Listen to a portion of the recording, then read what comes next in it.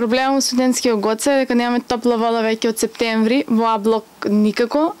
Претходно одевме да се бањаме во Б блок, но сега веќе и таму нема. Цело време се жалеме до управникот и до директорот, зборат дека проблемот е решен. Ни кажаа дека пумпата е извадена, дека чекат да стаса нова пумпа за да ја монтират.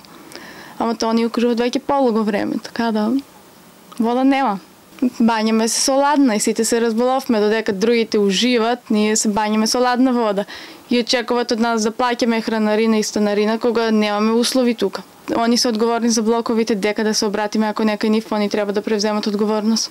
Значи подолго време нема топла вода во студентскиот гоце. Порано се снаоѓавме, одевме во другиот, во Б блок. А блок немаше никако, но од скоро време во Б блок нема топла вода, така да сега се бањаме со ладна вода. Мала шала, се спремаме за водици, валјда некој од кај нас ќе го фати крстот. Храната е многу минимална, не е доволна за да се најадеш. Лифтовите чат пат работат, чат пат не.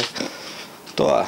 Имат сегде проблеми, но ние да не навлагаме во нивните, ние да ги решиме нашите проблеми. Проблемот е у тоа што тие што треба да сносат одговорност на воа, постојано наоѓаат различни изговори зошто е проблемот. Денес пумпата наводно не била исправна и била извадена, а до вчера, не знам, инсталацијата била проблем. Значи тоа е муабет што ни го пренесил управникот на кој му се жалиме. Инаку сме пробале да звониме и во министерство, таму не добиваме никаков одговор, значи уопште никој не ни крева на слушалка кога бараме, а не па да му кажеш директно што е проблемот на министерот или на директорот или слично. Инаку проблемите не се само со топлата вода. Топлата вода е нешто што најмногу ни е потребно моментално, пошто е ладно надвор. Водата е кочан ладна, значи нема никакво грејење на бојлерите на водата.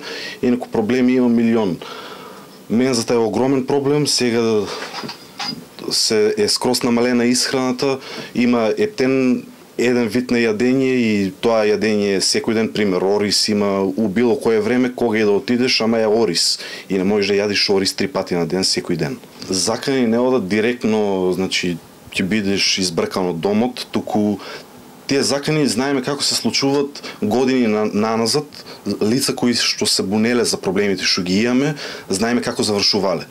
Никој не добил директна закана, ти ќе бидеш избркан од домот, ама знаеме дека сите што се побуниле биле избркани, пошто го гледаме тоа и сме го сведочеле на тоа.